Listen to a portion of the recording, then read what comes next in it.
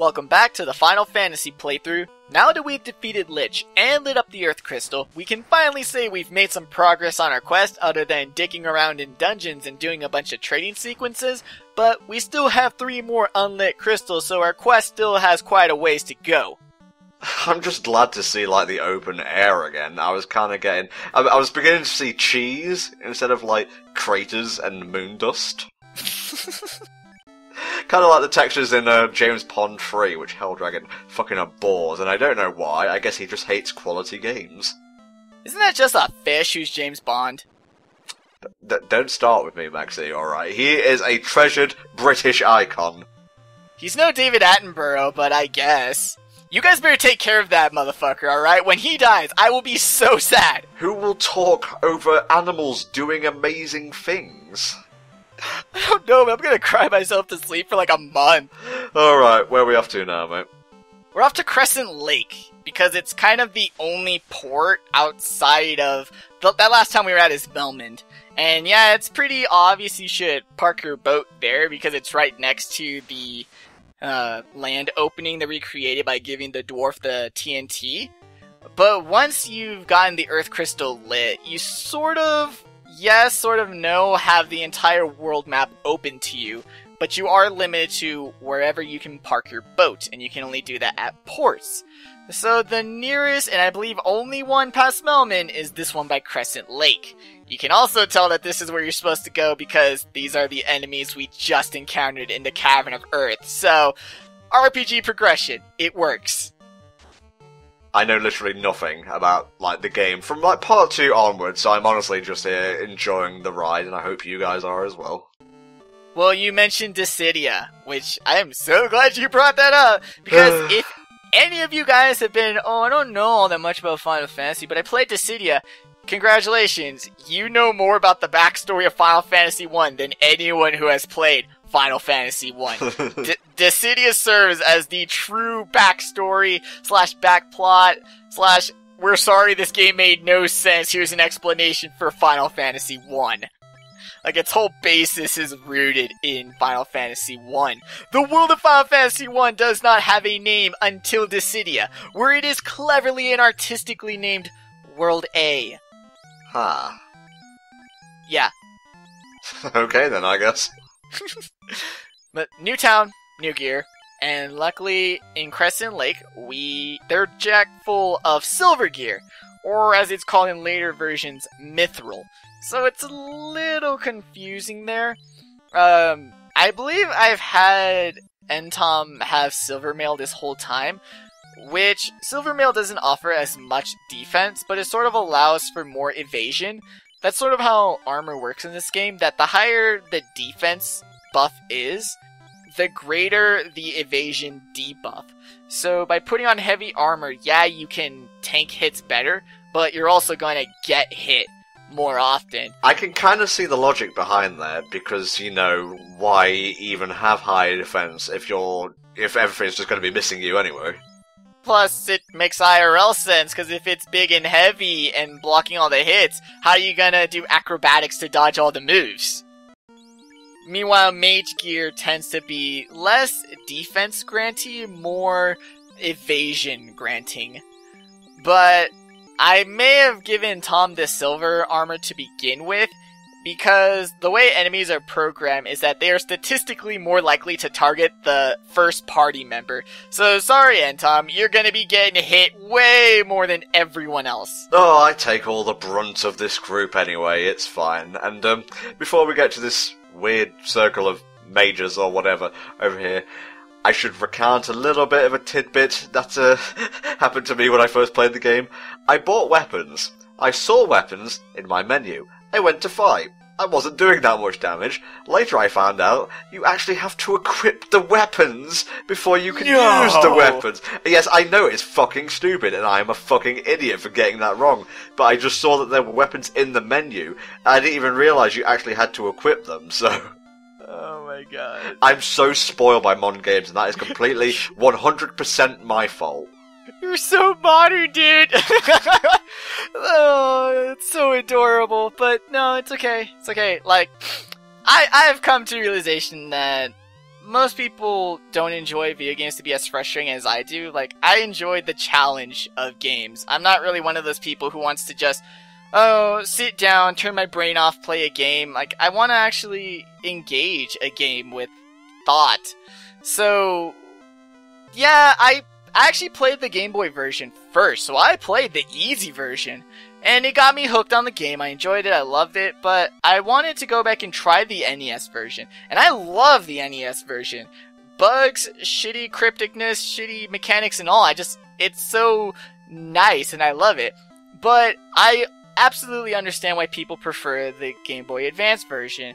Yeah, you have the more modern MP bar. Yes, you have NPCs giving you better advice. I believe there's only one instance of added corralling, and that's where if you enter Cornelia and you talk to any of the NPCs, they will instantly teleport you in front of the king.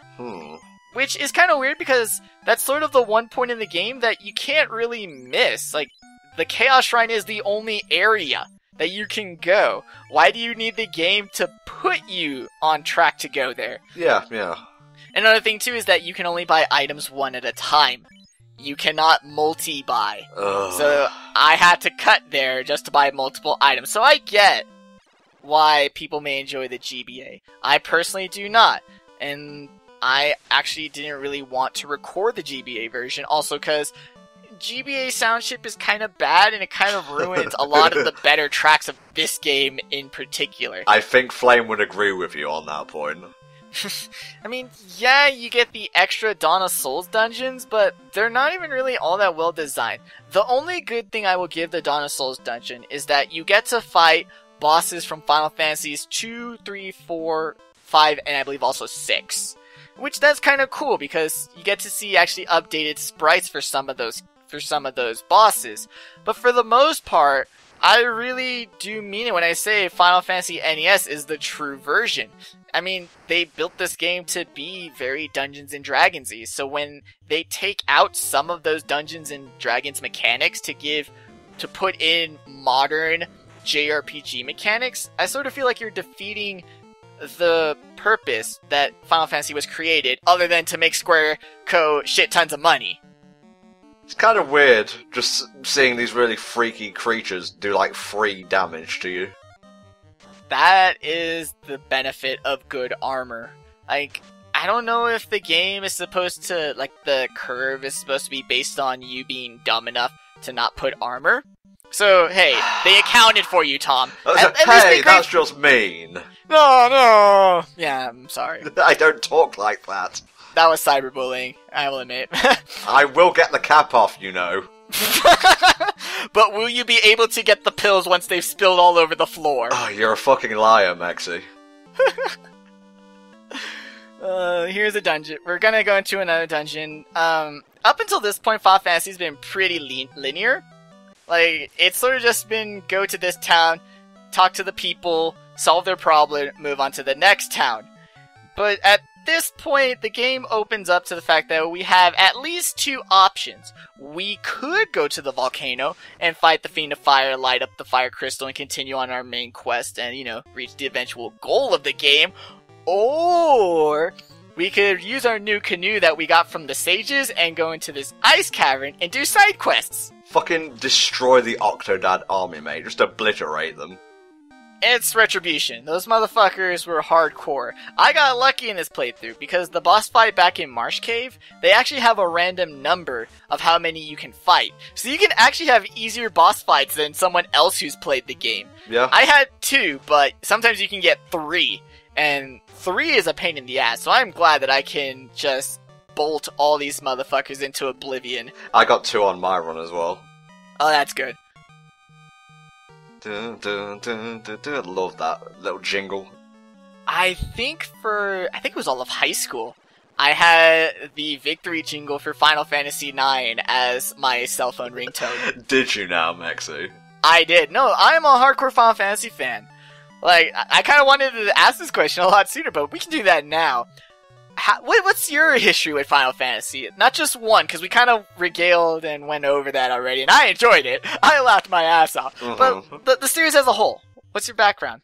Well, you can probably tell by the fact that Mexi, more than usual, is taking point on this one, that I did not grow up with the series. I prefer action RPGs for the most part, so turn-based, no thanks, unless it's like Pokemon, Paper Mario, Mario and Luigi. But the Final Fantasies I've played, like, all the way through, Crisis Core, don't snigger. Don't snigger. It's a good game. I played Dissidia, which I really enjoyed.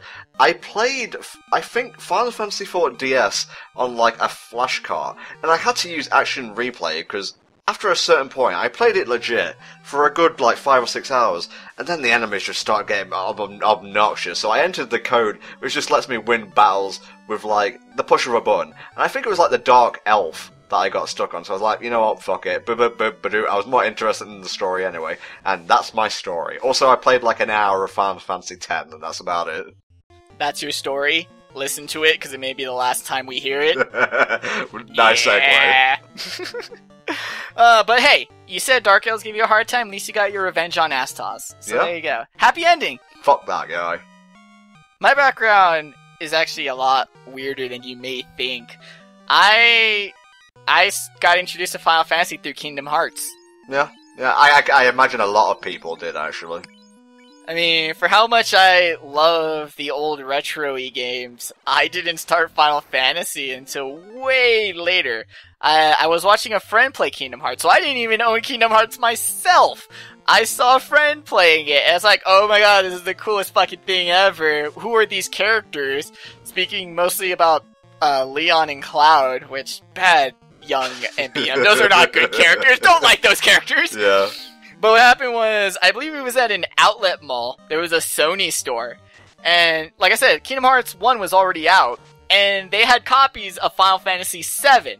And this is how stupid I was. I saw Final Fantasy VII, and I was like, oh my god, this is the game Leon's from! Ugh. So my first Final Fantasy was 7. Yes, I'm one of those people. But in a sense, I am not one of those people. No, it's so weird. I started with Ocarina of Time. I started with Final Fantasy 7, but I've managed to avoid being one of those people. When you got to Final Fantasy VIII, did you wonder why Squall wasn't voiced by David Boreanaz? No, at that point I was just confused about the Squall Leon thing, but honestly, Square was just asking for that confusion. It's unnecessary. But yeah, after playing 7, just played all of the Final Fantasies, played lots of turn-based RPGs, Chrono Trigger, Chrono Cross, freaking Xenogear, Golden Sun. I became hooked on turn-based RPGs, like to the point that after that point, they were my primary game genre. Like that, they consumed my childhood after playing Final Fantasy VII. Well, so turn-based RPGs for you was like what Collectathon 3D platformers were for me, with Banjo, Gex, Mario, etc. Yeah, like, I never really played a lot of Collectathons. Like, Banjo-Kazooie, I maybe played past the second Little World, but RPGs, those are my homeboys. I played those to death. I memorized their stories. It was to the point that I could tell people the entire plot of certain Final Fantasy games. And yeah, and so then it makes sense now why I had Final Fantasy as a ringtone, why I had Final Fantasy posters, why like a quarter of the music on my iPod is from RPGs. I'm a nerd, in case you guys don't notice that. We're all fucking nerds here in HFC, mate. This is a safe haven for us, where we can just talk over games. This is a nice room, full of money. Pretty cool room. It's on my top 10, legitimately. I have to ask, lots of fur wolves here. What's the deal with that little snowy effect when you were walking through what appeared to be ash? Those were actually supposed to be, like, ice spikes. It gets better with the graphical update, and you can tell that it's spiky floors. Those do damage. Okay.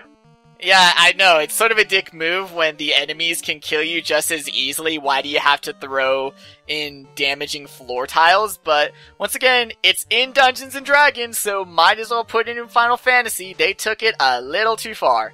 Goodbye, fur wolves. See you in hell. But when do we get their fur? But when do we get to the fur wolf factory? When do we get to the fun fucking part of the game? Note, Final Fantasy 1 has no dope-ass Disney train. Dude, you just got like over 12,000 gil. I know, that's why I decided to go into that room, despite the fact that, you know, that Furwolf fight is spiked. So no matter what, when you step on that tile, you get hit with that battle. Same thing with those Frost Dragons. And those Frost Dragons are a pain in the ass, because they have a Blizzard attack, which will do... I believe that the max damage that that Blizzard attack can do is more than Entom and Helldragon's max HP. So it could have just wiped out the whole party. Yeah. But it was worth it for an Ice Sword, dude.